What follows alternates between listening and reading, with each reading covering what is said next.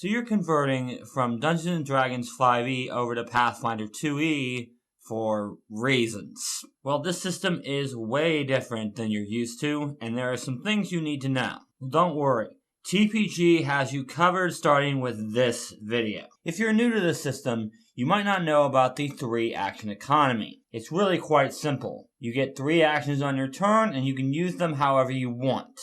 However, attacking 3 times on your turn is not something you want to do, as you take a -10 penalty on that 3rd attack.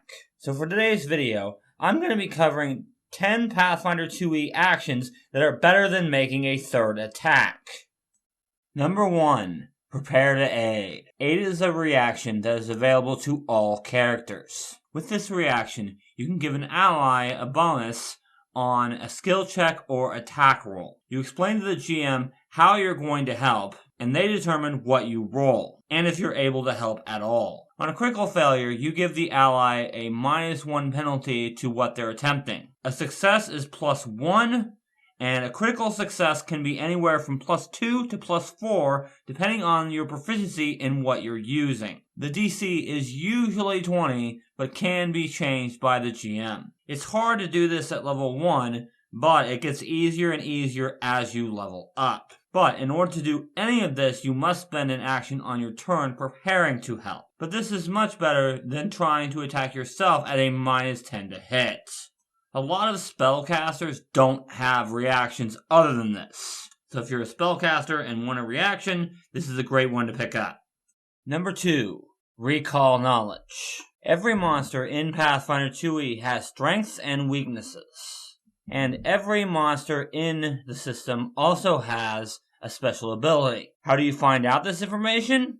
The recall knowledge action.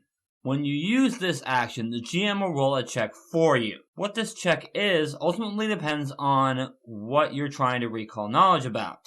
Arcana for things like dragons and creatures of other planes, religions for undead, angels, and demons, you get the idea. On a critical success, you gain the information you're seeking plus additional information. On a success, you gain the information you were seeking. On a critical failure, you learn erroneous information. Every character in Pathfinder 2e has a lore skill associated with their background. If a lore skill applies, that means you're more than likely going to get a lower DC if you use that. For example, if you have dragon lore and you run into a dragon, you're going to be able to use dragon lore and get a lower DC. Number 3. Demoralize. Frightened is one of the best debuffs you can put on an enemy in this system. Gives a penalty to all checks and DCs equal to the number attached to Frightened. So Frightened 1 is a -1 to everything. And not just spellcasters can get it either. Demoralize is a great way for marshals to get that condition too. Make an intimidation check against the target's will DC. If you succeed, the target is Frightened 1. And if you critically succeed, the target is Frightened 2. Frightened does go down by 1 every turn, and you do take a -4 penalty to the check if the opponent does not understand your language. But Demoralize is still a fantastic action, and you should definitely consider it if you have at least decent charisma. Number 4. Fainting. This action is fantastic for rogues and some swashbucklers. But this can also help any character that is good in deception. With this action, make a deception check against your opponent's perception DC. You must be within melee reach in order to use this action.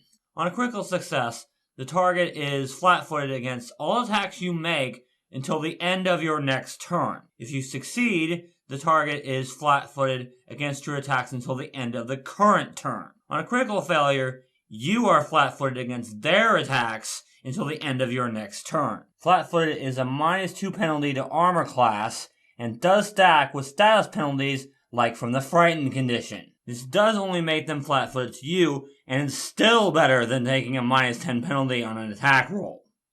Number 5. Point out. Some enemies are gonna want to sneak up on the party, and sometimes you're gonna see them, but your allies might not. You can rectify that with the point out action. If a target is undetected by your allies but not undetected by you, you can gesture in a direction and verbally describe the distance. Your allies must be able to see you, and they must be in a position where they could potentially detect the target.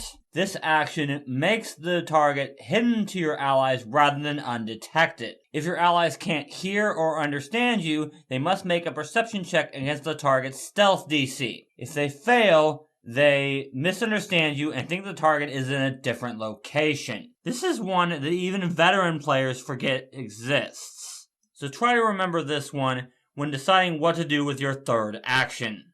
Number 6. Take cover. This is a great action to take if you are a spellcaster or an archer. If you are benefiting from cover or near a feature that would allow you to take cover or are prone, you can use this action. If you would have standard cover, you get greater cover instead. Thus granting a +4 to AC, to reflex saves against area effects, and to stealth checks to hide, sneak, or otherwise avoid detection. Otherwise, you gain the benefits of standard cover, which is +2 to the same things. This lasts until you move from your current space, attack, become unconscious, or end it as a free action. Great way to keep yourself up, which allows you to help your party for even longer. Number 7. Grappling and Tripping. I put these two together because they're basically the same action, they just target different saving throw DCs. These both make the target flat-footed to everyone, not just you. Grappling targets the foe's fortitude DC and tripping targets their reflex DC, which is another reason why recall knowledge is so important. Now, these are attack actions, so you are going to take the -10 penalty here. However, you can avoid that on lower level enemies using the Assurance skill feat. Assurance allows you to get 10 plus your proficiency bonus in the skill that you took Assurance with. This is without bonuses or penalties. So if you use Assurance with Athletics, you're not going to get your strength bonus or any item bonuses. But you're also not going to get the multiple attack penalty or any other penalties if you're frightened or something like that. Number 8. Movement. This one is pretty obvious, but is worth talking about. Just moving can make all the difference in the world in an encounter. Melee fighters move into a flanking position, especially if you got a rogue in the party. Spellcasters get further away from enemies. Spellcasters and archers move into a position where you can take cover next turn. The list goes on. Main point here is that even something as insignificantly seeming as moving can make all the difference in the world in an encounter. Number 9. Raising a shield. And I'm not just talking about a physical shield either. The shield cantrip takes one action. Thus even spellcasters can use this. This will give you a little more AC, so it's harder for enemies to hit you. But raising a shield can also allow you to use certain feats.